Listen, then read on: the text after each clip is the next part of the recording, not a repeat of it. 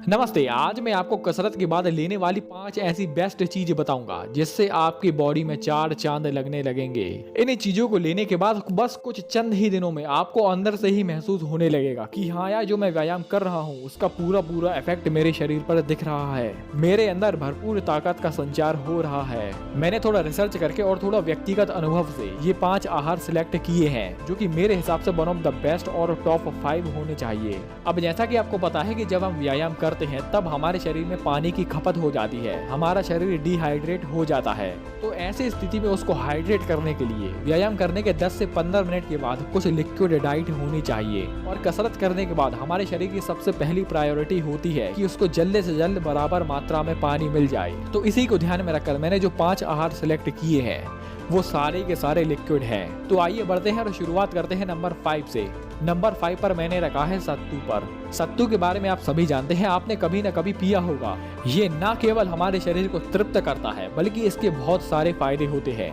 जो व्यक्ति अपना वजन घटाना चाहते हैं तो उनके लिए व्यायाम के बाद सबसे best one of the best है सत्तू। और वो इसलिए क्योंकि सत्तू में होती है कम कैलोरीज और इसमें फाइबर की मात्रा अधिक होती है। अब इसको लेने से होता क्या है कि ये हमारे पेट को भर देता है। पेट के भरने के साथ साथ इसमें कैलोरीज भी कम होती है। कम कैलोरीज होने के कारण ये वजन घटाने में बहुत ही ज्यादा मदद करेगा और हाई फाइबर होने के कारण ये आपको ज्यादा देर तक भूख नहीं लगने देगा, जिससे आप कम खाएंगे और इससे वेट लॉस भी होने लगेगा। सत्तू में अच्छी खासी मात्रा में प्रोटीन भी होता है और इसको लेने से आपकी प्रोटीन की कमी भी दूर हो जाएगी। अब हम आगे बढ़ते हैं चौथे पर, जो है फलों का जूस। फलों के जूस में अब चूंकि उसका गूदा निकाल दिया जाता है तो इसमें फाइबर की कमी हो जाती है, लेकिन इसके साथ हमें ये भी नहीं भूलना है कि फलों में माइक्रो न्यूट्रिएंट की भरमार होती है जो कि हमारे इंटरनल बॉडी के लिए, हमारे आंतरिक शरीर के लिए बहुत ही ज्यादा फायदेमंद है। फलों के जूस की एक खास बात यह है कि ये आसानी से फटाफट डाइजेस्ट हो जाते हैं और अगर आप सुबह व्यायाम करते हैं तो भाई साहब आपको तो जरूर ही लेना चाहिए।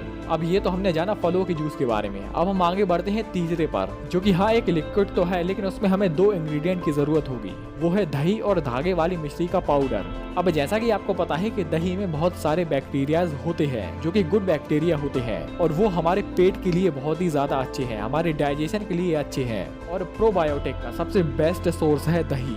लेकिन इस दही में कुछ मीठा डाल दिया जाए तो वो गुड बैक्टीरिया दुगनी तिगनी या चौगुनी तेजी से बढ़ने लगते हैं। और मिठास में मुझे मिश्री से ज्यादा कुछ भी उत्तम नहीं लगा। और दही में अगर यही मीठी चीजें डाल दी जाए तो आप कल्पना कीजिए कि जो गुड बैक्टीरिया की संख्या है वो कितनी तेजी से बढ़ेगी और वो हमारे पेट के लिए कितनी अच्छी होगी। और जैसा कि आपको पता है कि दही में बहुत सारे माइक्रो और मैक्रो न्यूट्रिएंट होते हैं, protein, carb, fat, calcium, magnesium, ये सारे के सारे माइक्रो और मैक्रो न्यूट्रिएंट दही में भरे होते हैं। दही और मिश्री के इस मिक्सचर को लेने से न केवल ये हमारे डाइजेशन के लिए अच्छा है बल्कि इसके साथ साथ हमें बहुत सारे न्यूट्रिएंट भी मिल रहे हैं। अब हम आगे बढ़ते हैं और जानते हैं दूसरे आहार के बारे में, जो है दूध और घी, यानी कि दूध और घी का मिक्सचर। अब अगर आप ऐसे लोगों में से हैं जो कि बहुत ही दुबले पतले हैं, अपना वजन बढ़ाना चाहते हैं, अपनी धातुओं को पुष्ट करना चाहते हैं, तो ऐसे में दूध और घी के इस मिक्सचर को लेना एक बेहतर ऑप्शन है। लेकिन ये बात आपको बिल्कुल ध्यान रखनी है कि जिस गाय का दूध है उसी गाय का घी होना चाहिए।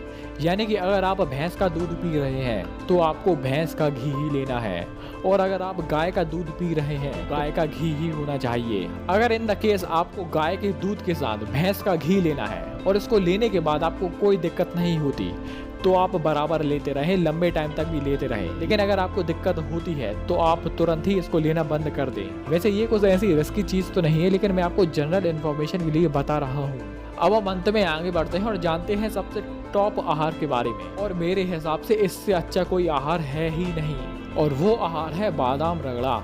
बादाम रगड़ा का महत्व एक पहलवान से पूछो कि बादाम रगड़ा उनके लिए क्या महत्व रखता है। और कुछ ऐसे आहार होते हैं जो कि पहलवान के प्यारे होते हैं और उनमें से एक बादाम रगड़ा है। बादाम रगड़ा लेने से ये सातों के सातों धातुओं को पोषित कर देता है। रस, रक्त, मांस, मेद, अस्थि, मज्जा और शुक्र, सातों की सातों धातुएं पोषित हो जाती हैं। कई लोग करते क्या है कि इसमें एवे हर कोई सी बादाम उठा लाते हैं, जो कि बहुत ही गलत है। बादाम आती है 3 तरीके की, एक होती है कैलिफोर्निया बादाम, एक होती है मामरा बादाम और आखिरी होती है गुरबंदी बादाम। तो हमें गुरबंदी बादाम ही लेनी है जो कि देशी बादाम होती है। इस बादाम का साइज नॉर्मल बादाम से छोटा होता है और इसमें कड़वाहट भी होती है और इतनी भी कड़वी नहीं होती कि आप करेले से कंपेयर करने लगे। वास्तव में जो इंडिया में रह रहे हैं उनके लिए सबसे बेस्ट है गुरबंदी बादाम। इसके शारीरिक और मानसिक दोनों फायदे होते हैं। तो दोस्तों ये हमने जाने 5 ऐसे लिक्विड आहार जो कि सबकी जरूरत के अनुसार उनको व्यायाम के बाद लेना ही चाहिए। आज के